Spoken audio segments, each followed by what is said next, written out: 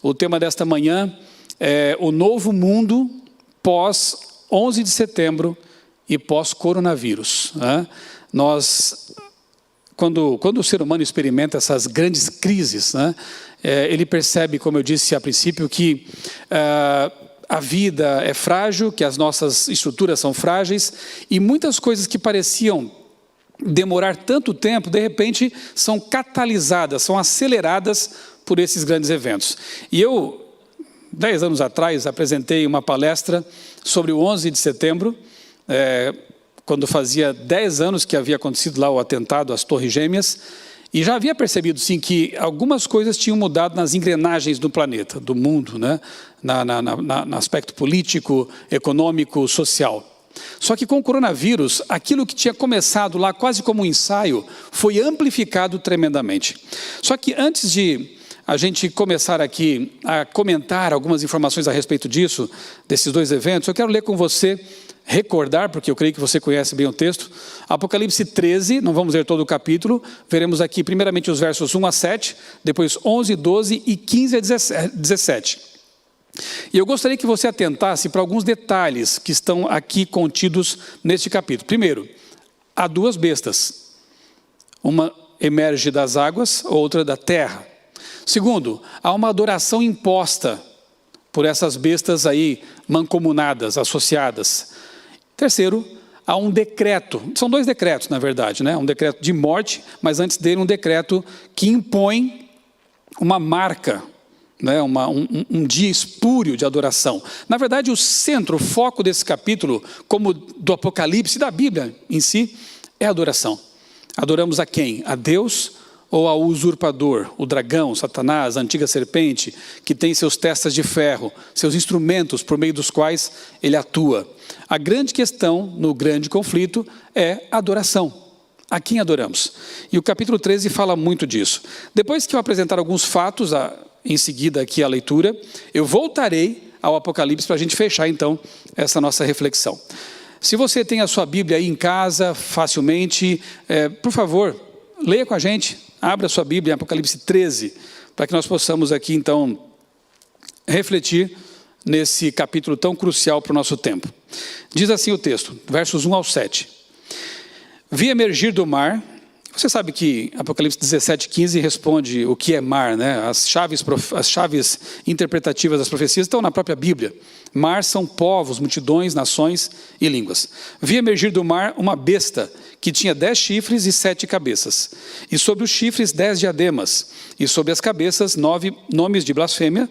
A besta que vi era semelhante a leopardo, com pés como de urso e boca como de leão. Deu-lhe o dragão, que é Satanás, o seu poder e seu trono e grande autoridade.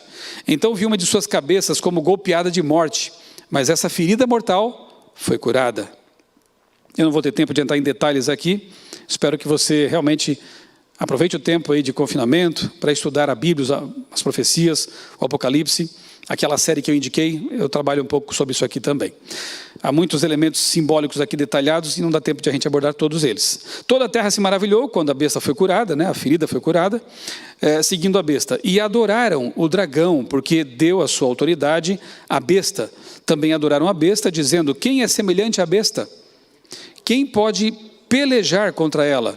Foi-lhe dada uma boca que proferia arrogâncias e blasfêmias, e autoridade para agir 42 meses. 42 meses, transformando em dias, são 1260 dias. Em profecia, dia vale ano, dia corresponde a um ano, literal, portanto são 1260 anos de perseguição, de arrogâncias, de uma atuação contrária à vontade de Deus. Depois a gente vai voltar a esse período aqui mais adiante. Bem, abriu sua boca em blasfêmias contra Deus para difamar o nome dele e difamar o tabernáculo. Esse poder ataca o ministério intercessório de Cristo, o Tamide, no santuário celestial. A saber, os que habitam no céu. Foi-lhe dado também que pelejasse contra os santos e os vencesse. Perseguição contra o povo de Deus, deturpação da verdade, ataque ao santuário celestial, especialmente. Agora os versos 15 a 17, nós lemos o seguinte. E lhe foi dado comunicar fôlego, verso 11 ainda, para que nós saibamos que agora vamos falar da segunda besta. Versos 11 e 12. Vi ainda outra besta emergir da terra. Então, mar, povos, multidões, nações e línguas. Terra, o oposto disso, uma região desabitada, deserta. Ali surge a segunda besta. Vi emergir da terra, uma outra besta, possuía 2 chifres, parecendo cordeiro, inicialmente pacífica, bondosa, mas falava como dragão. Ela se transmuta com o tempo. Exerce toda a autoridade da primeira besta, a do mar, na sua presença. Faz com que a terra e seus habitantes adorem a primeira besta, cuja ferida mortal fora curada. A segunda besta forçará uma adoração à primeira besta, atrás de quem está o dragão. Agora sim, versos 15 a 17. Foi-lhe dado comunicar fôlego à imagem da besta, para que não só a imagem falasse, como ainda fizesse morrer. Decreto de morte, veja só. Quantos não adorassem a imagem da besta?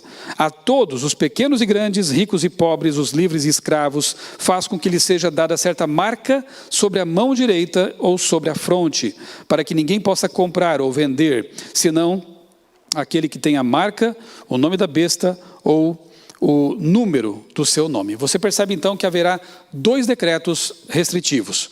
Um que vai impor essa marca e o outro de morte. A marca da besta, embora haja um monte de teorias por aí, circulando nas redes sociais, infelizmente as pessoas não se dão ao trabalho de estudar a fundo, de comparar textos com textos. Quer um exemplo? Já que eu falei do 11 de setembro, assim que aconteceu lá o atentado às Torres Gêmeas, eu me lembro que algumas pessoas já começaram a dizer que era o cumprimento de Daniel 8, com aquele carneiro de 2 chifres. Os chifres foram quebrados na profecia, então as torres foram derrubadas, aquilo lá é o carneiro. Bastaria que lessem alguns versos depois, o verso 20 do capítulo 8 de Daniel, em que o profeta responde. Ele diz que os 2 chifres são a Média e a Pérsia. Para que ficar viajando, né? Para que ficar tentando interpretar uma coisa que está interpretada? A Bíblia é o seu intérprete. As chaves proféticas estão na Bíblia. Então, se eu quero saber o que é a marca da besta, eu tenho que ler outros textos. E a própria Bíblia diz que a marca de Deus, o selo de Deus, é o reconhecimento de que Ele é o Criador do universo.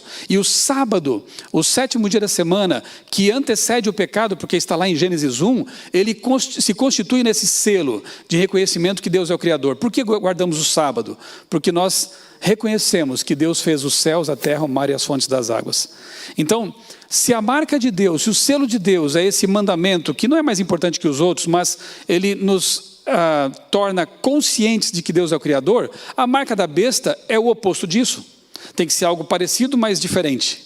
Parecido, mas oposto, porque o Apocalipse é o livro dos contrastes. O pastor Dornelles falou isso no sábado passado. Você tem o trono de Deus, o trono da besta, de Satanás. Você tem a mulher virtuosa de Apocalipse 12, mas também tem a mulher prostituta de Apocalipse 17. Você tem o cordeiro e o dragão, são contrastes. E você tem a marca de Deus e a marca do diabo. Você tem o selo de Deus e o selo de autoridade humana. Você tem um dia da semana que marca realmente o memorial da criação, é o aniversário da criação. Ninguém pode mudar o dia do aniversário. E você tem um dia que foi transferido, mudado por uma autoridade humana que perseguiu, que desvirtua a verdade e que ataca o ministério intercessório de Cristo lá no santuário celestial. Preâmbulo, Apocalipse 13 é isso, né? É bem assim, abordando isso bem rapidamente. Na vigília nós vamos nos demorar mais nesses assuntos aqui. Mas agora eu quero me voltar um pouco, e depois voltaremos à Bíblia, assim, né? A alguns fatos relacionados, sim, com o 11 de setembro. Era uma terça-feira, 11 de setembro de 2001. Eu me lembro muito bem, embora já faça aí 2 décadas, né? Eu estava lá na redação da Casa Publicadora Brasileira e, de repente, acho que foi a secretária da redação, ela passou pela sala dizendo: gente, vamos lá à sala de reuniões, porque a TV estava ligada lá, acho que na CNN, está acontecendo alguma coisa em Nova York. E, de fato, uma das torres já havia sido atingida. E a gente pensou, que acidente terrível, né? Um avião entrou numa das torres, atingiu a torre em cheio. Até então parecia um acidente. Só que poucos minutos depois, a Torre Sul foi atingida. E aí já não tinha mais como pensar que fosse um acidente. Era alguma coisa orquestrada. E, de fato, a gente ficou assim, estupefato, né, com aquela situação. O que está acontecendo? Que história é essa? Os norte-americanos tão armados, tão protegidos, jamais poderiam imaginar que aviões comerciais poderiam ser sequestrados para fazer um estrago como aquele. Não foram só aqueles dois. Outro atingiu o Pentágono, nos arredores de Washington, e um quarto avião quase atingiu a Casa Branca, não fosse os passageiros terem se insurgido ali, né, e conseguiram conter os terroristas. O avião caiu ali perto de Pittsburgh, antes de chegar até a Casa Branca em Washington. Foram 4 aviões sequestrados, 19 sequestradores morreram nesses acidentes, nesses atentados, né? E quase 3 mil pessoas perderam a vida nessa situação aí, nesse atentado terrorista que, sem dúvida, marcou a história. Foi algo realmente bastante dramático, né? Então, as informações, resumidamente, são essas. Se puder colocar para mim na tela isso. Aí foi o que sobrou, né, das torres. Hoje lá tem a Freedom Tower no lugar das 2 torres. 3 mil pessoas, como eu já disse. Olha só, o jornalista Ruben Holdorf, lá do UNASP Campus Engenheiro Coelho, ele escreveu algo sobre a questão da perda gradual da liberdade de imprensa, que é um fato importante. Ele diz assim, que a rivalidade entre o governo e a imprensa se iniciou logo após os atentados de 11 de setembro, quando a então Conselheira Nacional de Segurança, a Condoleezza Rice, solicitou à imprensa nacional evitar qualquer notícia prejudicial à ordem no país. Os chefes de redação, Ron Guthrie e Dan Guthrie, dos jornais City Sun e Daily Courier, respectivamente, ousaram cumprir a primeira emenda da Constituição Americana, liberdade de imprensa, de expressão religiosa. O que aconteceu? Foram demitidos. Configurava-se aí o princípio da derrocada da primeira emenda e o primeiro abalo contra a democracia. Para você que pensa que é impossível mudar a lei, a Constituição norte-americana, perceba que uma crise pode acelerar coisas que pareciam imutáveis, impossíveis de acontecer. O caso aqui foi a perda gradual de liberdade de imprensa, o governo interferindo diretamente nessa questão. O que mais? Segundo matéria publicada na revista Super Interessante, de setembro de 2011, 10 anos após o atentado, para combater o terrorismo, ou com essa justificativa, os Estados Unidos tomaram medidas radicais. O governo passou a grampear secretamente e-mails e telefonemas da população, lembra disso? Criou cadeias à margem da lei, como a de Guantánamo, que não obedece às regras jurídicas do país, e usou tortura contra suspeitos de terrorismo, que podem ser presos por tempo indeterminado, mesmo sem provas ou sequer uma acusação concreta. Por tudo isso, há quem diga que os Estados Unidos se tornaram um Estado policial. Cordeiro, dragão. Então, jornalistas, analistas, né, perceberam realmente que houve uma mudança aí, nas engrenagens, houve uma tendência para o autoritarismo, né, numa nação que sempre se gabou aí de sua democracia e das liberdades, né, constitucionais. Agora o que nos interessa realmente, os desdobramentos proféticos dessa situação toda. Veja só. Primeiro, foi aprovada a Lei Patriótica no tempo do governo Bush. O governo americano passou a ter direito de investigar qualquer cidadão americano ou estrangeiro morando nos Estados Unidos, sem necessidade de ordem judicial. Outra coisa, em 2006 foi aprovado também o ato das comissões militares. Grave essa descrição, eu vou voltar a ela. O ato das comissões militares. O que foi isso? Dava ao presidente norte-americano autoridade para instituir tribunais militares à parte do sistema judicial. Com que propósito? Julgar combatentes inimigos ilegais. Grave isso também. Combatentes inimigos ilegais. Detalhe, qualquer cidadão americano poderia ser considerado combatente inimigo ilegal, desde que houvesse uma suspeita de que ele estivesse envolvido com terrorismo, com atividades terroristas. Percebeu? Um tribunal paralelo à lei. A pessoa pode ser presa sem qualquer tipo de julgamento, condenada sem qualquer tipo de julgamento, pode ser presa sem mandato, e assim as coisas começaram a acontecer por lá, né? Não eram só militares, embora a expressão ali aparecesse, né? O 11 de setembro antecipou a chegada do quadro profético de Apocalipse 13, 15 a 17, que acabamos de ler. Segundo o qual, os combatentes inimigos ilegais do governo norte-americano não poderão comprar nem vender se não tiverem o sinal da besta. Um amigo meu, que fez mestrado comigo, inclusive, o pastor Sérgio Santelli, um grande estudioso de profecias também, escreveu o seguinte, há alguns anos atrás: o evento também mostrou claramente que diante de uma tragédia de grandes proporções, as pessoas abrem mão da sua liberdade em troca da promessa de segurança. A pergunta é, não poderia também a lei dominical ser imposta em outro futuro, num futuro cenário de uma tragédia de grandes proporções, quando a segurança mais uma vez fosse trocada pela liberdade? Claro que sim. Interessante que as pessoas, os americanos, tão ansiosos de suas liberdades individuais, na época, permitiram que essas coisas fossem feitas pelo governo. Por quê? Quando o medo é alimentado, artificial ou realmente, né, as pessoas abrem mão de suas liberdades. Elas não querem morrer.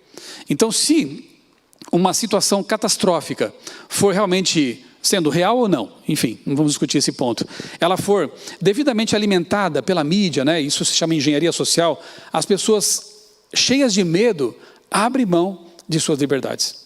As coisas começam a mudar, como eu disse, rapidamente. Vamos lá.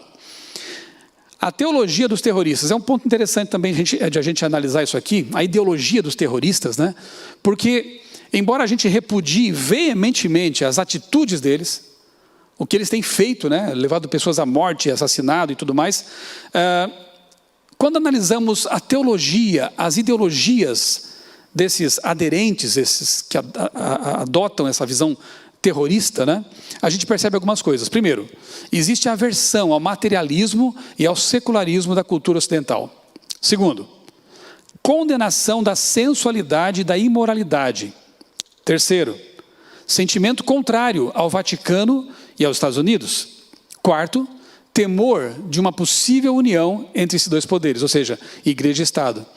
Eu te pergunto, não tem um grupo que pensa mais ou menos assim? Embora não tenha nada a ver com terrorismo, embora sejam pessoas pacíficas, pessoas que doam cestas básicas, pessoas que dão sangue, literalmente, para outras pessoas, pessoas que amam o próximo, mas que também se pautam pela ética bíblica, temem, não é que temem porque a profecia anuncia isso, e quando acontecer é o fim mesmo, a gente crê nisso, né? Mas sabem que essa união Estado e igreja é perigosa, e que haverá realmente uma união entre as duas bestas. Veja que interessante. Há um livro, inclusive, que é publicado por esse pessoal aí, que trata desses temas todos. Que talvez, se for lido amplamente, poderá até trazer problemas, porque poderão confundir esses dois grupos de pessoas. O remanescente fiel da Bíblia, ele também pensa semelhantemente a alguns desses aí chamados fundamentalistas terroristas, não é? Mas não tem nada a ver com eles. Mas a confusão pode se armar nesse sentido. Então é algo para a gente pensar também, né? O que mais? A revista Veja, trazendo ali uma reportagem especial sobre os 10 anos do atentado terrorista, na edição do dia 7 de setembro de 2010, publicou uma matéria em que dizia assim: momentos históricos decisivos ocorrem por uma combinação de fatores. Mudanças demográficas, decisões políticas e econômicas e desastres naturais, por exemplo, podem confluir para que uma sociedade siga por outro rumo. E diz mais a matéria, que, aliás, isso nos faz lembrar, né, do livro Eventos Finais, na página 9, que diz assim, Ellen White escreveu o seguinte: as calamidades em terra e mar, as condições sociais agitadas, os rumores de guerra são assombrosos. Prenunciam a proximidade de acontecimentos da maior importância. Grandes mudanças estão prestes a ocorrer no mundo e os acontecimentos finais serão rápidos. Agora sim, a mesma matéria da revista Veja daquela época definia da seguinte forma a expressão, a palavra fundamentalismo. Assim como outras formas de radicalismo religioso, o fundamentalismo exige que se viva sob uma interpretação literal e, portanto, originalmente pura dos textos sagrados. Em 2001, pouco tempo antes aí do atentado, a revista Galileu chamava aqueles que creem na Bíblia, literalmente, de fundamentalistas. Pouco tempo depois, a revista Veja, de novo, diz que quem crê na semana da criação, Adão e Eva, essas coisas, crê numa obscuridade, trevas mentais. Veja que interessante. A palavra fundamentalismo passou a ser associada com pessoas que interpretam literalmente textos sagrados como os textos que têm a ver com a criação, Gênesis. Não mais apenas aqueles grupos que matam, que causam tragédias e atentados. Pessoas que aceitam a literalidade da Bíblia, por exemplo, ou do Alcorão, passam a ser tidas como fundamentalistas. E isso é perigoso, né? Isso, de novo, causa uma confusão conceitual bastante perigosa, especialmente para aqueles que não têm nada a ver com esses atos terroristas e criminosos, né? Karen Armstrong, no livro Em Nome de Deus, uma autora bastante conhecida aí no meio acadêmico, definiu também, da forma dela, fundamentalismo. Veja só, fundamentalistas cristãos rejeitam as descobertas da biologia e da física sobre as origens da vida e afirmam que o livro de Gênesis é cientificamente exato em todos os detalhes. Não é bem assim. Os cristãos não pensam exatamente assim, né? Mas, na concepção dela, são aqueles que rejeitam a ciência e adotam a Bíblia de forma literal. Um conceito equivocado, mas enfim, é o que está na boca do povo, né? Então veja só, pensa num liquidificador. E agora vamos fazer ali uma vitamina, né? uma batida, né? Então você coloca ali, crise econômica, cerceamento de liberdades individuais, mídia amordaçada, o fortalecimento de grupos que torcem pela funesta união entre igreja e Estado, e a aversão pelas minorias fundamentalistas, entre aspas, e tente imaginar então o que vai sair dessa receita, né? É exatamente isso que está acontecendo. Desde lá, e agora de forma ainda mais exacerbada, mais intensificada, a receita está ali sendo batida, né? Sendo mixada, né? E Apocalipse 13 se cumprindo debaixo do nosso nariz.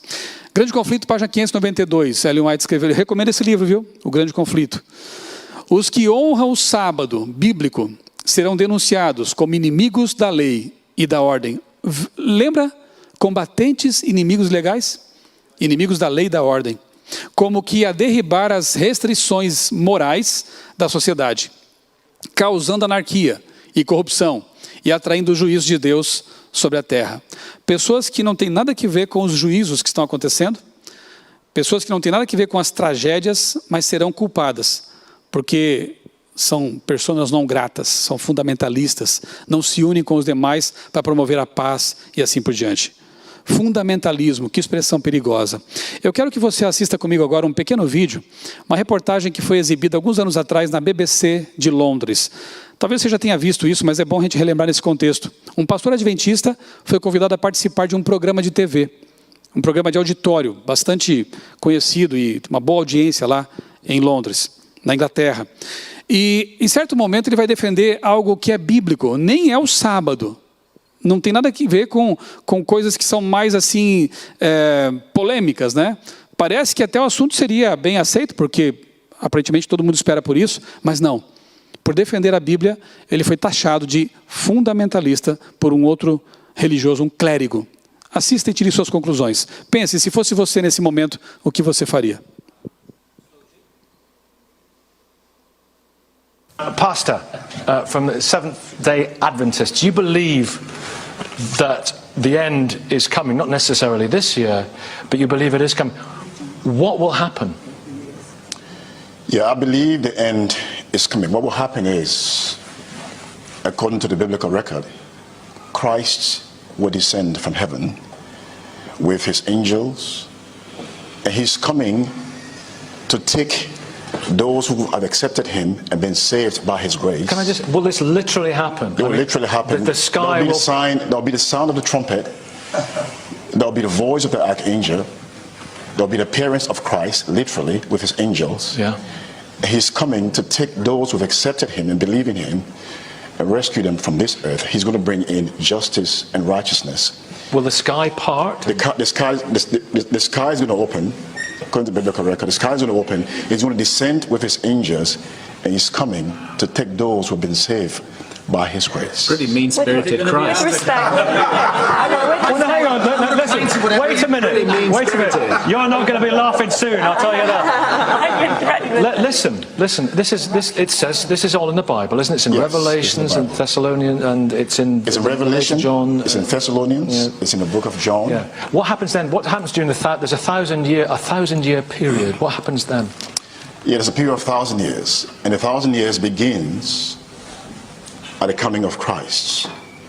He comes to take those, like I said, who have been saved by his grace, and those who have not accepted Christ, because God he gives everybody the provision to accept the salvation that he offers free of charge. He's offered salvation free of charge for those who accept it. So it's not just Seventh-day Adventists. Not just Seventh-day Adventists. It's open to everyone. Everyone who's accepted Christ, but not Muslims or Hindus or Sikhs. If Well, they I haven't Sikhs. accepted him. Yeah. Christ, it makes a statement in the Jews, book. No, he makes a statement. I have a He makes a statement in the book of John, Appalling. chapter 14, verse 6. He says that I am the way, the truth, and the life. But he only takes those who believe in him. I'm the way, the truth. What about children I'm who've the way, never... the truth. What about... I'm coming. I'm the way, the truth, and the life. Yeah. No one comes onto the Father Right. except through me. It's a radical statement. It is a radical statement. It's a radical statement. It's an exclusive statement. It's a radical statement, but Absolute rubbish. Okay, tell me about that. What would you like to say? Sorry, let me just finish. Okay. No. So what I say is that salvation comes through only Christ. Salvation comes through him.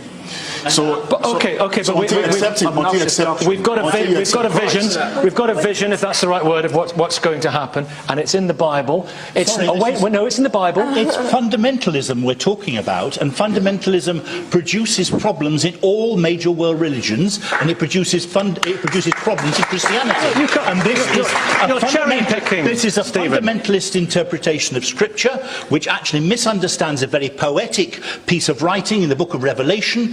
It misunderstands Paul's view that the kingdom was coming immediately, not in 1,000, 2,000 years' time, but that was, we now know, a misunderstanding of Paul and the early Christians. They thought Christ was coming back again. We now work on an entirely different basis in the mainstream. It's in the New Testament. But so what? There are things in the New Testament, Nicky, which we actually have to reinterpret in the light of biblical criticism and modern understanding of Scripture. And this fundamentalist approach doesn't work. Você percebe ali uma batalha bastante clara entre a literalidade da Bíblia, que apresenta mais de 2.000 vezes a verdade de que Cristo vai voltar literalmente nas nuvens dos céus, e uma iniciativa, uma tendência de reinterpretar as passagens como se fossem apenas poéticas, ou até, pior, um erro de interpretação dos primeiros cristãos, ou de Paulo. Que coisa! Ou aceitamos a Bíblia pelo que ela é, ou a rejeitamos completamente. Cristo vai voltar. E por pregar essa mensagem, por defender isso, esse pastor, que graças a Deus foi muito calmo, muito tranquilo, né? Usado por Deus, ele foi taxado de fundamentalista. Imagine você quando começar a agitação dominical e nós tivermos que defender verdades ainda mais impopulares. Como estaremos nesse momento? Preparados? Cheios do Espírito? A fim de enfrentar toda a oposição? É isso que nos aguarda. Esse é o tempo de preparo, para que possamos enfrentar realmente essa época difícil, né? Vamos lá. Agora, deixemos um pouquinho de lado ali o 11 de setembro e pensemos na pandemia como uma aceleração de tudo isso que a gente viu até agora. Um catalisador tremendo, né?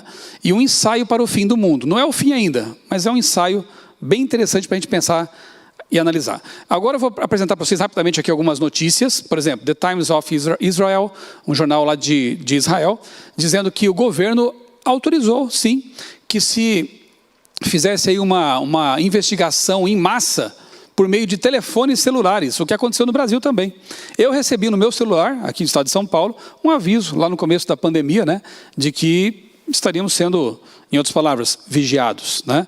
Para aqueles que defendiam a implantação de um biochip, é até uma frustração, né? Porque é muito mais fácil do que isso. Não precisa nem implantar um chip, você já está sendo vigiado por outras formas, né? Inclusive por reconhecimento facial por câmeras espalhadas por aí. Então, aquele livro 1984, de George Orwell, já é realidade. Nós já estamos vivendo o grande Big Brother, né? E sendo monitorados o tempo todo. Outra notícia. OMS indica que notas de dinheiro, papel, podem disseminar coronavírus. Então, há uma tendência de substituírem as notas de papel por dinheiro virtual. O ensaio para isso já está sendo feito há um bom tempo, bitcoins e outras formas aí. Então, com o tempo, realmente, tudo vai se tornar virtual. E aí o controle da economia será muito mais fácil. De uma hora para outra, você pode perder o seu patrimônio se estiver guardado virtualmente num banco. há forças aí para que realmente as cédulas, né, sejam substituídas por um dinheiro virtual. Por quê? Elas disseminam doenças realmente, né? Só que você podia guardar embaixo do colchão. Daqui a pouco não vai dar mais para fazer isso, né? O que mais? Coronavírus, estado de emergência pode suspender direitos fundamentais. Olha aí, de novo, o que aconteceu no ano de setembro, voltando aí, né? Portaria aqui no Brasil prevê prisão de quem descumprir quarentena em razão da Covid-19. E aconteceram mesmo, né? Polícia da Espanha usa drones para pedir que cidadãos saiam das ruas. Isso parece coisa de filme de ficção científica, né? Aqueles filmes distópicos, né? Futuristas. As pessoas estão andando lá e os drones vigiando e dizendo que cidadãos voltem para suas casas. Que coisa, né? Olha o que está acontecendo agora. E algo que, se fosse feito em tempos de tranquilidade, de não pandemia, seria rejeitado imediatamente. A mídia cairia em cima disso com todas as críticas. Mas não, agora, quando o medo é alimentado, as pessoas aceitam, porque elas querem segurança. Elas querem que a vida seja protegida. O que mais? Esse aqui é lá do meu estado natal, Santa Catarina. Polícia utiliza helicóptero e cria tempestade de areia para tirar banhistas da praia em Santa Catarina. Até isso aconteceu. Vamos lá, o que mais? O Departamento de Justiça dos Estados Unidos suspendeu direitos constitucionais durante o coronavírus. Olha só o que aconteceu lá. O Departamento de Justiça de Trump pediu ao Congresso a elaboração de legislação que permita aos juízes principais manterem indefinidamente as pessoas sem julgamento e suspender outros direitos constitucionalmente protegidos durante coronavírus e outras emergências. Você se espantou o que aconteceu no 11 de setembro, pouco depois? Agora a coisa é muito maior. As pessoas podem ser mantidas presas indefinidamente, indo contra a Constituição. De novo eu digo, quem achava que é preciso alterar a Constituição para que um decreto como o dominical seja assinado nos Estados Unidos, talvez não seja preciso isso. Basta uma medida provisória, basta um momento de emergência para que a lei máxima seja momentaneamente, pelo menos, né, superada por uma outra legislação emergencial. Mais uma. A verdade é que essa pandemia está servindo de laboratório, como eu disse, né, de ensaio para muitas ações que poderão se tornar rotina no mundo pós-crise.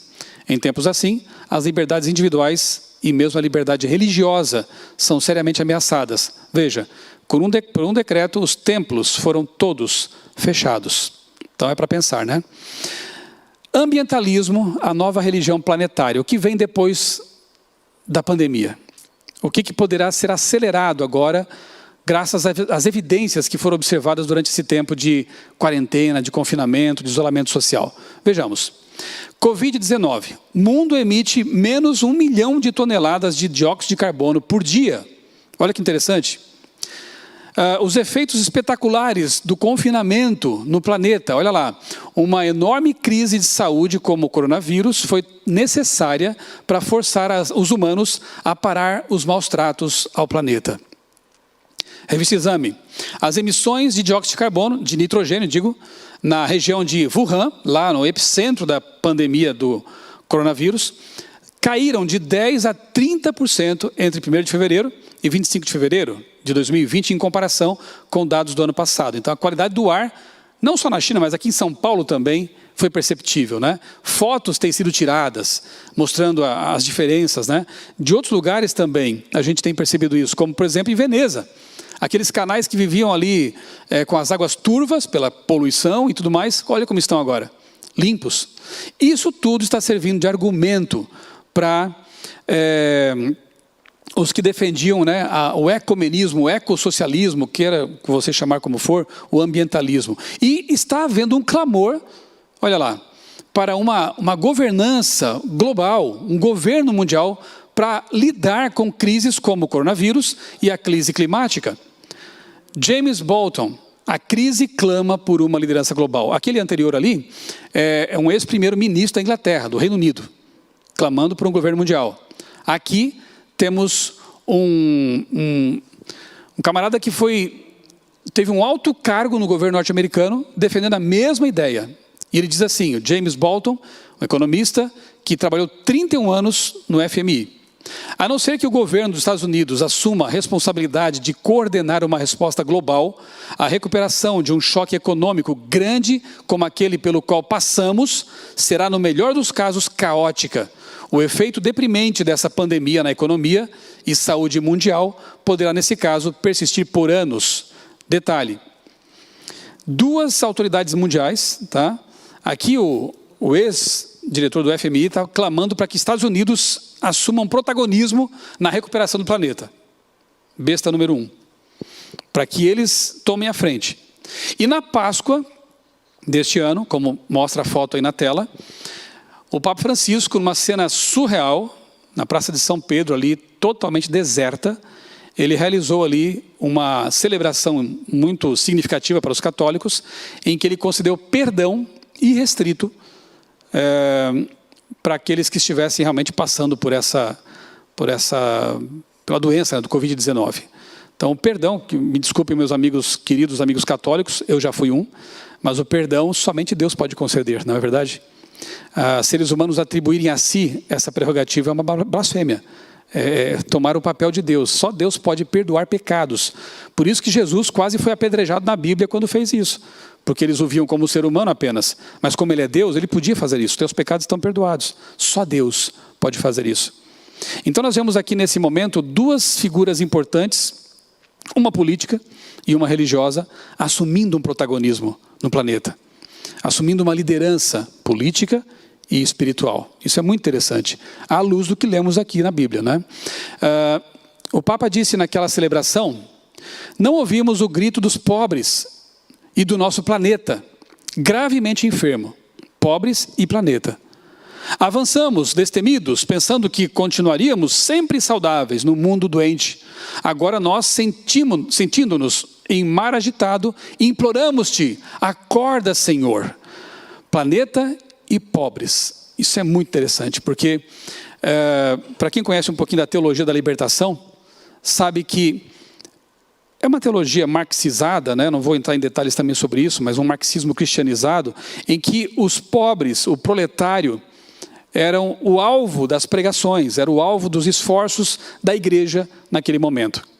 Agora aqui no século XXI, o proletário, entre aspas, é ainda mais útil para esse tipo de pensamento, porque ele se tornou o planeta. O planeta está doente, o planeta precisa da nossa atuação, precisa de Deus, precisa ser salvo. E quando você fala em planeta, você envolve todos os seres humanos, é algo muito interessante.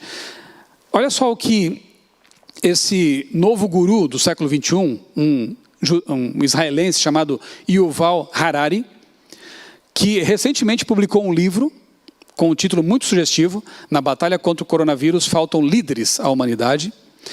Ele disse o seguinte numa entrevista recentemente: as decisões que em tempos normais podem levar anos de deliberação são aprovadas em questão de horas. Tecnologias imaturas e até perigosas são colocadas em serviço porque os riscos de não fazer nada são maiores. Países inteiros servem como cobaias em experimentos sociais em larga escala. O que acontece quando todos trabalham em casa e se comunicam apenas à distância?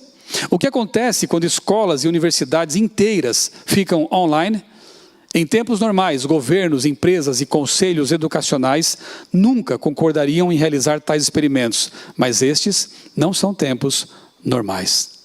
Eu quero te recomendar um livro, até trouxe aqui para mostrar para vocês, O Povo contra a Democracia, de um acadêmico, não é um teólogo, ok? Não é sequer adventista, né? Não sei se pertence a algum tipo de credo. Yasha Monk, um livro secular. Sabe o que me surpreende, pastor Gilson, amigos? É perceber que estudiosos seculares estão vendo coisas que talvez os cristãos não estejam enxergando. Por que será que não estão enxergando? Talvez estejam negligenciando o estudo da Bíblia mesmo. Um olhar atento aos eventos e outro na Bíblia. Ele diz aqui o seguinte, eu vou citar apenas um trecho do livro. Existem também anos breves. E você vai perceber que ele fala mais ou menos o que o Harari acabou de dizer ali, né, naquele texto. Existem anos breves em que tudo muda abruptamente. Novas figuras políticas tomam palco de assalto, eleitores clamam por políticas públicas que até o dia anterior eram impensáveis, tensões sociais que por muito tempo fervilhavam sob a superfície vêm à tona, numa explosão terrível. O sistema de governo, que antes parecia inabalável, dá sinais de que vai desmoronar. É o tipo de momento em que estamos vivendo hoje. Ele diz mais, não, volta para cá. Depois eu vou comentar esse texto que está na tela ali, que vai para a tela. Olha que interessante. O povo contra a democracia. Em que sentido? As pessoas, repito, em tempos de crise e de medo, aceitam até que a democracia seja corroída. E nós estamos vendo isso acontecer neste momento. Agora eu vou ler para você, com você, um texto de Ellen White, lá do século XIX, que poderia ser talvez o texto central dessa pregação, dessa palestra, porque eu acho ele muito revelador. Olha só, vamos ler juntos com atenção isso aqui. Mensagens Escolhidas, volume 3. O chamado mundo cristão será palco de grandes ações decisivas. É o que esses analistas estão percebendo. Homens com autoridade promulgarão leis para controlar a consciência. Você percebe que isso está acontecendo exatamente agora? Segundo o exemplo do papado, Babilônia fará que todas as nações bebam do vinho da ira da sua prostituição. Toda nação será envolvida. É algo planetário. João, o revelador, declara o seguinte sobre esse tempo: tem estes um só pensamento. Apocalipse 18. Haverá, eu grifei essa frase, acho incrível. Haverá um laço de união universal, uma grande harmonia, uma confederação de forças satânicas. E oferecem à besta o poder e a autoridade que possuem. Assim é manifestado o mesmo poder arbitrário e opressor contra a liberdade religiosa, contra a liberdade de adorar a Deus, de acordo com os ditames da consciência, que foi manifestado pelo papado quando no passado ele perseguiu os que ousaram recusar conformar-se aos ritos e cerimônias religiosas dos romanistas. Outro livro que eu quero te recomendar, para não dizer que a gente é tendencioso, é esse aqui. O Império Ecológico, de Pascal Bernardin. É um calhamaço que você pode perceber. A subversão da ecologia pelo globalismo. Bernardin é um autor tremendo, é um pensador francês, assim, com textos fantásticos. E neste livro, no século 21, ele diz algo que já estava sendo dito por Ellen White no século 19. Querem ver? Olha aqui o texto que eu vou destacar para vocês. De Pascal Bernardin. Um discurso onipresente monopoliza as mídias. E uma nova ideologia parece estar emergindo. Não estaríamos em presença de um discurso totalitário, mascarado, cujas potencialidades revolucionárias foram gravemente subestimadas? Não estaríamos testemunhando a subversão da verdadeira ecologia que nós pregamos, mordomia, aquela que é respeito pela obra do Criador? Fantástico. É quase um adventista para mim esse autor aqui. A verdadeira ecologia é respeito pela obra do Criador. Não isso que estão instrumentalizando para levar avante pautas que não tem nada a ver com a Bíblia. Diz mais aqui o Bernardin. A nova ideologia deverá fornecer um princípio central unificador. Note, Ellen White chamou de união universal. Ele chama de princípio central unificador, em torno do qual a sociedade mundial poderá se construir e se definir. Esse princípio deverá formá-la por inteiro, permiti-la definir tanto os objetivos sociais quanto as normas de comportamento individual. Ser aceito pelos povos do Ocidente e do Oriente, do Norte e do Sul. Já vimos aí muçulmanos e judeus se unindo para combater o coronavírus, para lutar pela preservação ambiental, né? Ele deverá, esse princípio central, que Ellen White chama de união, laço de união universal, evitar confrontar qualquer sensibilidade religiosa ou filosófica, mas, ao contrário, fazer avançar a causa sincretista, se quiser chamar de ecumenismo, fica à vontade, e a aparição de uma religião mundial. Esse princípio deverá também permitir ao poder mundial intervir, diretamente ou não, em todos os setores da sociedade.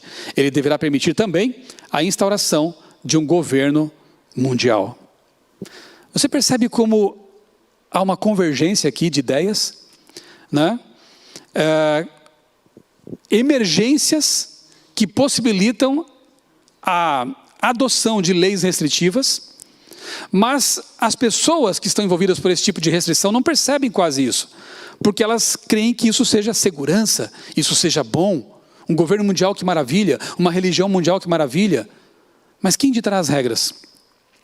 Que tipo de crença vai predominar nesse tipo de religião mundial? Em que todos podem se unir, embora creiam em coisas tão diferentes, tão diversificadas, né?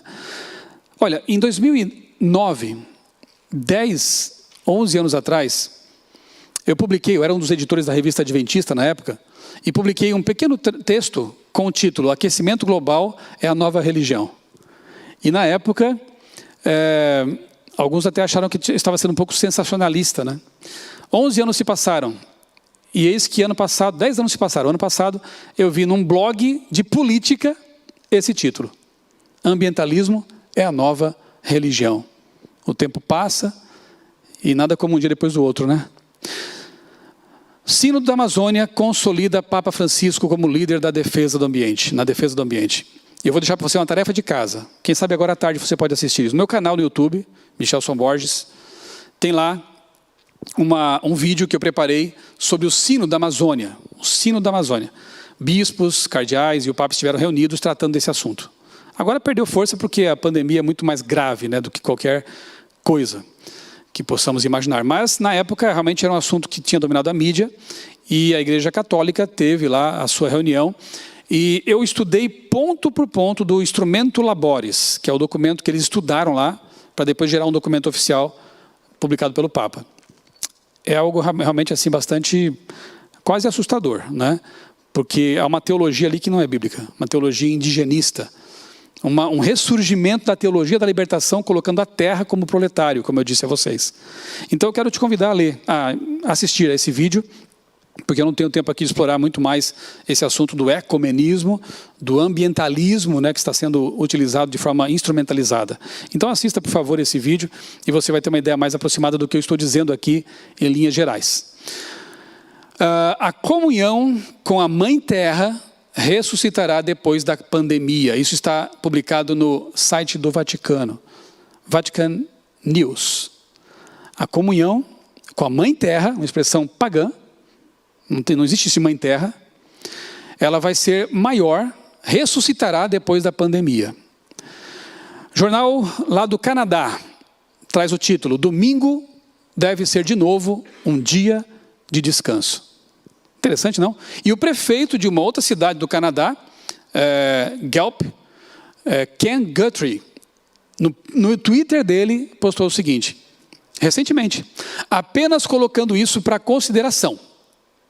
Então, só para a gente pensar, depois que chutarmos o Covid-19, sugiro que tudo seja fechado no domingo, novamente, para que possamos apreciar o que realmente significa a importância de fazer uma pausa em nossas vidas ocupadas. Eu acho que nosso corpo, mente e alma nos agradeceriam.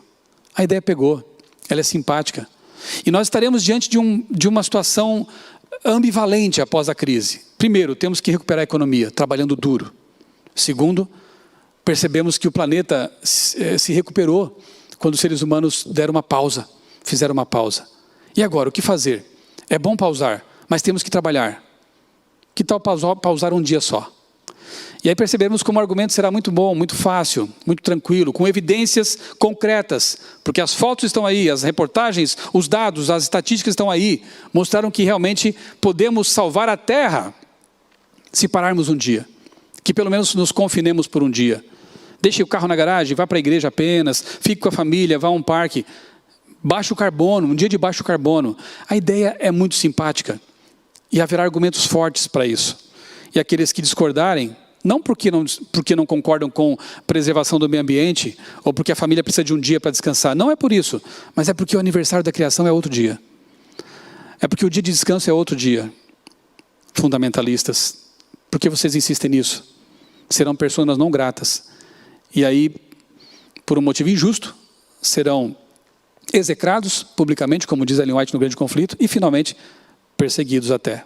As leis, os protótipos de leis estão aí já foram aprovadas, né? Sobrepõem a Constituição e podem ser presos, podem ser perseguidos, podem ser monitorados.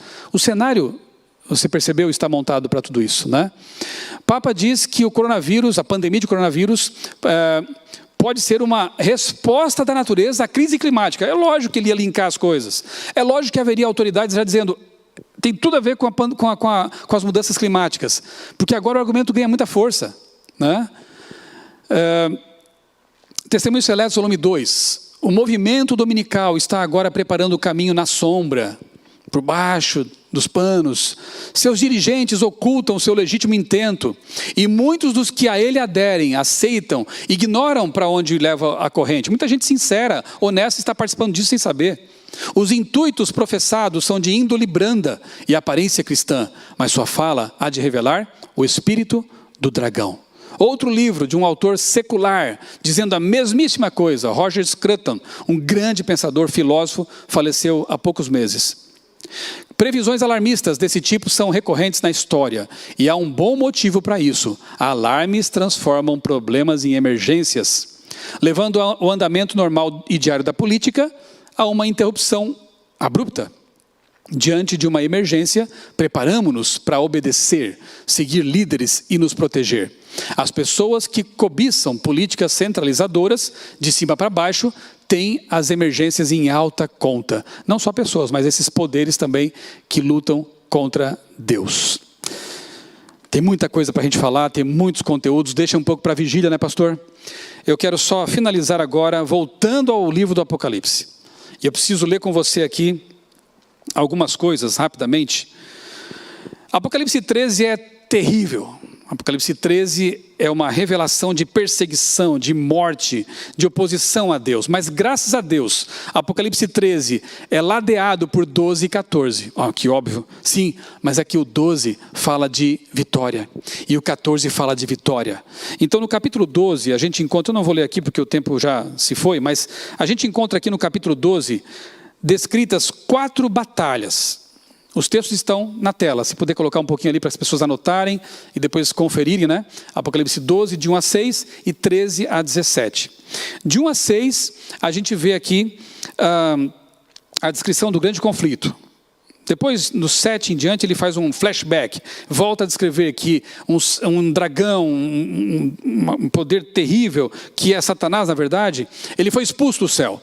Então, na primeira batalha, nós vemos aqui o início do conflito, e Satanás perde, ele é expulso do céu. A segunda batalha é descrita aqui também, nesses primeiros versos do capítulo 12, como tendo como palco o Calvário, precisamente nos versos 8 a 12, 9 a 12 ali.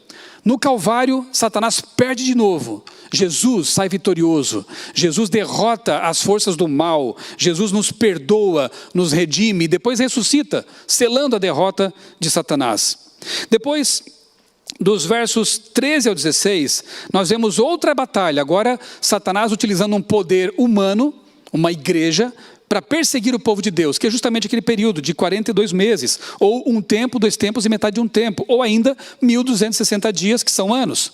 Por isso que é triste ver alguns pregadores por aí, futuristas, jogando esse período para o futuro, quando o texto é tão claro. Daniel, em paralelo com o Apocalipse, mostram que os 1260 anos já aconteceram. Eles estão compreendidos entre 538 a.C. a 1798 depois de Cristo. Então é um período aí de perseguição terrível, em que a igreja oficial matava, perseguia, prendia. E por isso que a besta de Apocalipse 13, a segunda besta, vai fazer uma imagem da primeira besta, concedendo-lhe de novo o poder estatal para perseguir, prender e matar. Isso vai se repetir. Então não podemos jogar esse período para o futuro, porque ele já se cumpriu. Na terceira batalha, Satanás perde, porque em 1798, essa besta recebe uma ferida mortal e perde os seus poderes. Claro que depois ela tem essa ferida curada, se restaura, voltará a perseguir, mas no fim ela vai ser destruída, derrotada. E finalmente, a quarta batalha que encontramos aqui em Apocalipse 12, ela está no verso 17, que diz assim: irou-se o dragão contra a mulher na Bíblia é igreja, aqui no Apocalipse, e foi pelejar contra o restante da sua descendência, aqueles que sobraram, os remanescentes. Quem são esses? Eu quero fazer parte deles. Os que guardam os mandamentos de Deus e têm o testemunho de Jesus, que é o dom profético. Esse é o povo. A quarta batalha, então, João, ele começa o Apocalipse 13 com uma lupa, uma lente de aumento, ele amplia a quarta batalha. As 3 já foram passadas. Deus venceu, o povo de Deus venceu. Falta a quarta, que é a batalha do tempo do fim. Apocalipse 13 amplia essa batalha. Mostra como vai ser terrível, sim, vai ser. Mas o povo de Deus tem uma garantia. E ela está no capítulo 14. E eu quero ler com você então, para encerrar, 3 versículos. Primeiro, os versos 6 e 7. A mensagem que o povo de Deus tem que dar. E depois, um verso que fala de vitória. Que mensagem esse remanescente fiel, esse povo que restou da igreja fiel ao longo da história, tem que dar ao mundo? Está aqui, 14, 6 e 7. Vi outro anjo voando pelo meio do céu, tendo um evangelho eterno para pregar aos que se assentam sobre a terra, e a cada nação, tribo, língua e povo, dizendo em grande voz: temei a Deus e dá-lhe glória, pois é chegada a hora do seu juízo, e adorai aquele que fez o céu, a terra, o mar e as fontes das águas. Esse remanescente tem que pregar que o juízo de Deus está em processo. E que o Deus que tem que ser adorado é o Deus criador do universo, do céu, da terra, do mar. E aqui há uma apropriação fraseológica por parte de João do texto que está em Êxodo capítulo 20. Por que guardamos o sábado? Porque em 6 dias fez o Senhor o céu, a terra, o mar e as fontes das águas. Esse povo tem que dizer ao mundo que o sábado do 7º dia é o memorial da criação. Que aqueles que o guardam não estão sendo legalistas, não estão sendo fundamentalistas, não, estão reconhecendo Deus como Criador, a quem temem, a quem respeitam, porque está na palavra isso, porque Deus mandou fazer isso. Esse é o povo que obedece à palavra de Deus. E a esse povo é dada a promessa do verso 1 do capítulo 14. Olhei e eis o Cordeiro em pé sobre o monte Sião, e com ele 144.000, tendo na fronte escrito o seu nome e o nome de seu pai. Depois ele vê uma grande multidão, junto com esse povo especial aqui. Os remidos terão na mente o caráter de Deus. O nome de Deus é o caráter de Deus. Eu louvo a Deus porque entre o capítulo 13 tem o 12 e o 14. O 12 fala de vitórias que Deus já operou.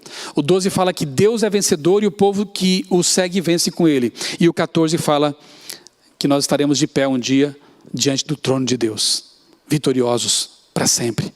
Você quer estar preparado para isso?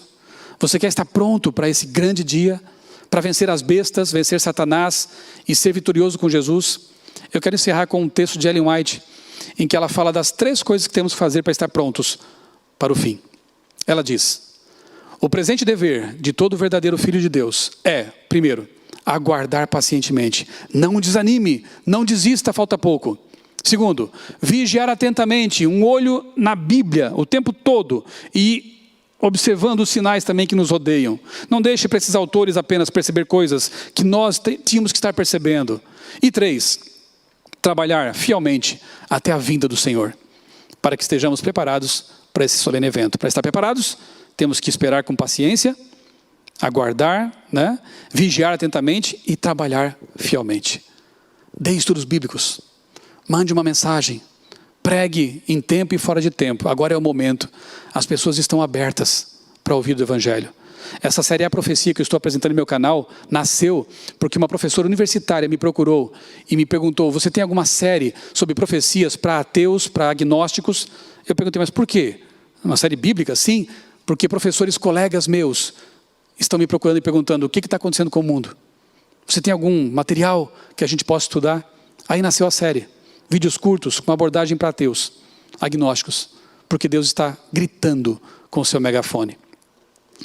Precisamos concluir a obra. Precisamos entender o momento que estamos vivendo. Precisamos estar preparados para a volta de Jesus. Mas para isso, Ele tem que ser o primeiro na sua vida. Ele tem que ocupar o centro da sua existência. Sabe, o Apocalipse é como se fosse um grande spoiler. Ele já mostra o fim desde o começo. E ele afirma que no fim o Cordeiro vence. O Cordeiro vai vencer o dragão. As bestas serão destruídas e o povo de Deus vai vencer com ele. Você vai vencer, se ele for o primeiro em sua vida, desde já. Que Deus o ajude a entregar realmente o coração, a sua mente, todo o seu ser a Cristo, para que você esteja do lado vencedor. Vamos orar? Bom Deus e Pai, obrigado, porque na Tua palavra encontramos conforto, segurança e a certeza de que se estivermos do Teu lado, seremos também vencedores. Obrigado, Pai, porque nesse tempo de pandemia, de preocupações e incertezas no mundo, nós temos uma grande certeza. A certeza de que no fim, tudo dará certo. Porque lá no fim nós contemplamos pela fé a volta de Jesus. A segunda vinda literal de Jesus Cristo, nosso Senhor e Salvador. Bom, Pai, muitas pessoas nos acompanharam, milhares de pessoas nos acompanharam por meio das redes sociais, ouviram o apelo que foi feito aqui para entregar o coração a Ti, a mente a Ti. Senhor, aceita a nossa decisão, aceita a nossa entrega, perdoa os nossos pecados, restaura-nos e faze-nos instrumentos em Tuas mãos para alcançar outros perdidos, para que possam ter a mesma esperança que nós temos e que arde em nosso coração. Dá-nos, ó Deus, a Tua paz. Concede-nos um restante de sábado muito feliz e abençoado. Nós Te pedimos agradecidos, em nome do Senhor Jesus. Amém.